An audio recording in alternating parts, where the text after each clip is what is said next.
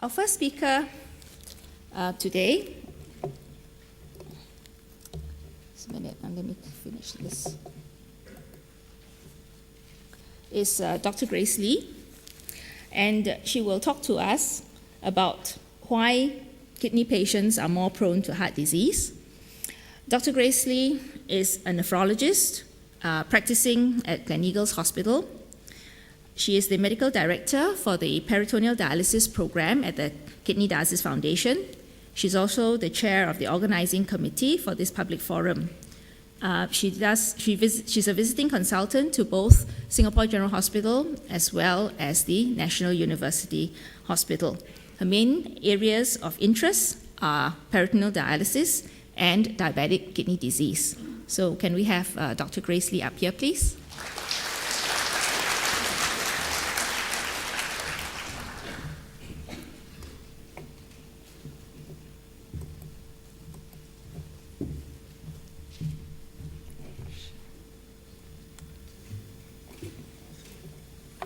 Okay, you want to put the thing?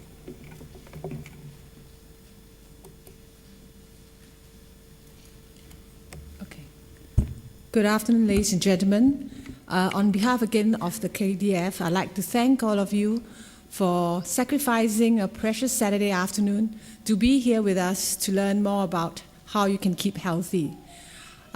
This year, we've decided to shift focus a bit for our public forum away from talking to you always about kidney failure and how you can avoid kidney failure onto a topic that is perhaps that we've neglected and is important and perhaps even more serious than kidney failure.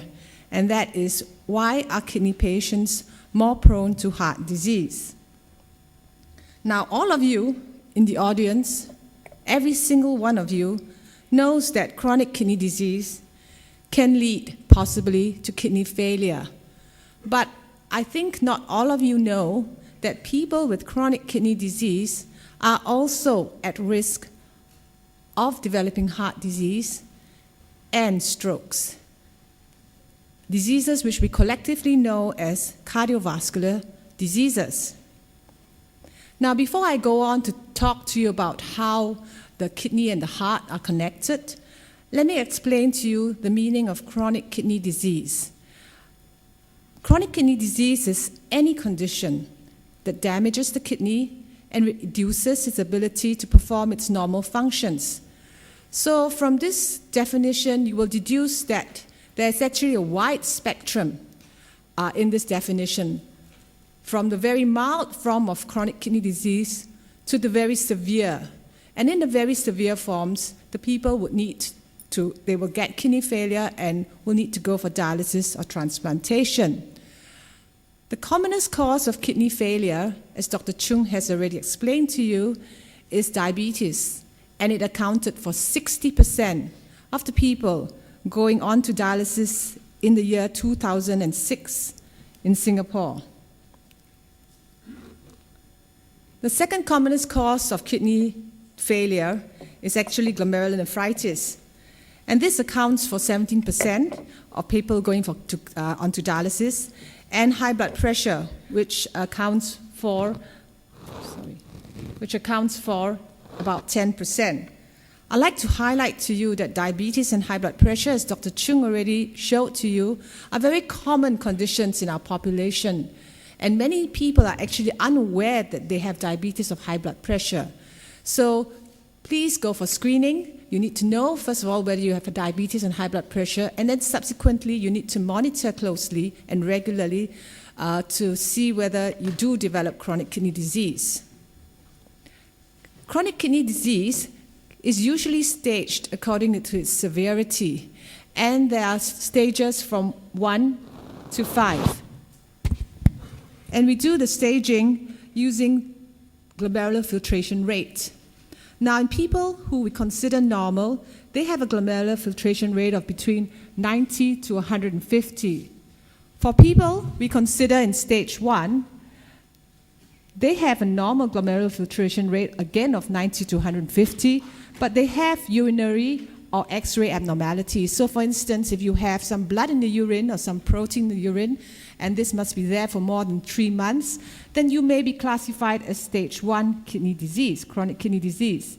Stage 2 will be those who have urine or X-ray abnormalities, but have a lower glomerular filtration rate than those in stage 1. Stage 3, in stage 3, when we classify people as stage 3, it is not necessary to have any urine or X-ray abnormalities, but just to have a reduced glomerular filtration rate of between 30 to 59. Stage 4 is a more severe form with a lower glomerular filtration rate. And finally, stage 5 are those requiring dialysis. Now, we stage chronic kidney disease to allow us to formulate treatment plans for the various stages. So, for instance, in the normal group, we need to still monitor regularly, especially the high-risk groups that I mentioned earlier on, those with diabetes and high blood pressure. For the stages from 1 to 3, we need to figure out why they have chronic kidney disease. And we need to establish a diagnosis. Is it diabetes, high blood pressure, glomerulonephritis, polycystic kidney, etc.? We need to monitor the progress of the kidney disease, and if it is progressive, institute measures to retard the progression. We need to manage cardiovascular risk, something that we're going to speak about today. And finally, we need to treat the complications of chronic kidney disease. When we classify a patient as stage 4, usually it means that we have to start preparing the patient for dialysis or transplantation, and at stage 5, the patient is already on dialysis or is planning for a transplant. Now, what is GFR? What is the glomerular filtration rate? How do you go about measuring it? The formal measurement of GFR requires a radioisotope scan and is sometimes quite cumbersome.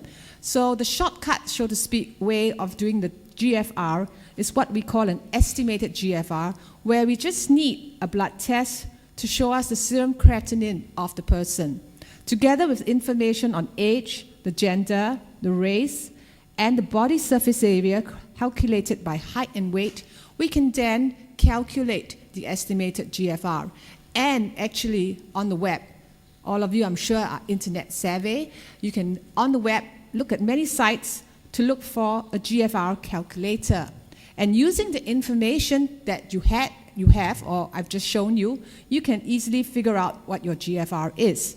So, for instance, if you are a 35-year-old man, Chinese man, who has a serum creatinine of 0.9 milligrams per deciliter, you just plug in the figures into this table.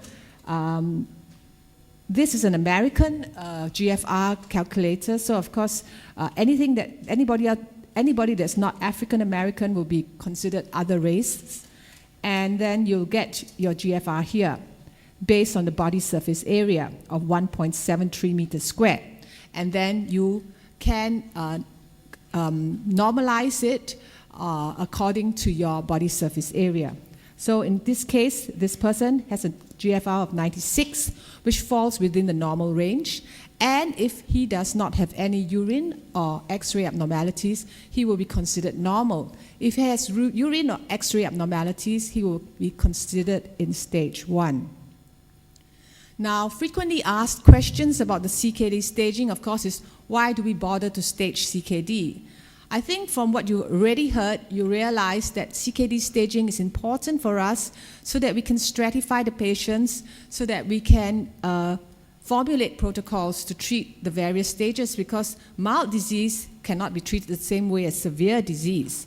Perhaps what is more important in your mind is if the doctor told you, for instance, that you had stage 3 CKD, does that mean that you will progress to stage 5, like cancer, for instance? And that's quite frightening. And then in time require dialysis. Well, fortunately, the answer is no. Except for the patients in stage 4 who have a higher chance of progressing to stage 5, the rest of the stages, stage 1 to 3, do not necessarily deteriorate with time. In fact, many individuals who are above the age of 60 have low glomerular filtration rates simply because of the natural process of aging, and will be classified as stage 3 CKD. But this does not mean that all these people will need to go for dialysis in the future. And here you can see how naturally the glomerular filtration rate declines with age. And on this axis here, you see age by decade and the percentage of people in the various stages. And you notice in stage 3, the number of people in stage 3 goes up with age. Now, this doesn't mean that all these people are going to need dialysis later on. What this means to us is that we have to be a bit more careful, because as people age, the kidney function decreases. So naturally, when you see the doctor, you must realize that your kidneys may not be as good as when you were young, and you have to be a bit more careful where dosing of medications is concerned and where procedures are concerned. And this is about all it means when they tell you that you're in stage 3 CKD, for instance, if you're otherwise healthy. Let me go on now to the statistics on how cardiovascular disease, how common cardiovascular disease basically is in CKD. And let me start with patients on dialysis. That is stage 5, as you now know it. Of the patients on dialysis in the year 2006, of 3,700 patients, it was reported that close to 40% had heart disease, another 15% had strokes, and 10% had other forms of vascular diseases, such as perhaps limb amputations because of insufficient blood flow to the limbs. Not surprisingly, therefore, again, data shown to you by Dr. Chung, the majority of patients, deaths in patients on dialysis in the year 2006 were again cardiovascular deaths due to heart attacks, heart failure, other cardiac diseases, or strokes. So, of course, you say, oh, okay, that is expected. All these people on dialysis, they already are so ill, they have so many medical conditions. It's not surprising that they die from heart disease. But what about those people, those relatively healthy people in stage 2 to stage 4?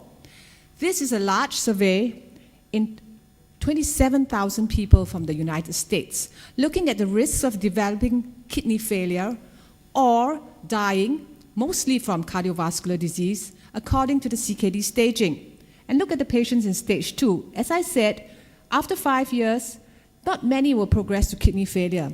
So we've been actually frightened about the wrong thing. We've been concentrating so much on kidney failure that perhaps we've forgotten about something a bit more serious. As you can see, 20% of them will be dead at the end of 5 years, and most of them will die from cardiovascular disease.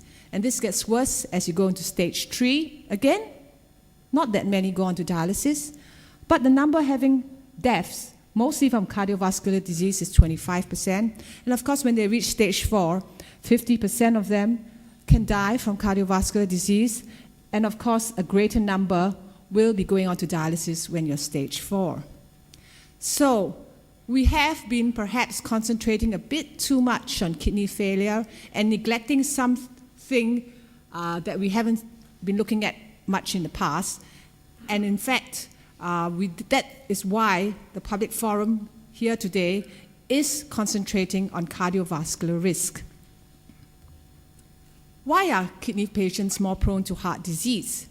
That is because they're exposed not only to the traditional risk factors of heart disease, but also to the non-traditional risk factors that are related uniquely to chronic kidney disease. All of you are very familiar with the traditional risk factors, which are modifiable and non-modifiable, such as the high blood pressure, diabetes, smoking, high cholesterol, and obesity. And those that you can do nothing about, that is your age and an inherited predisposition.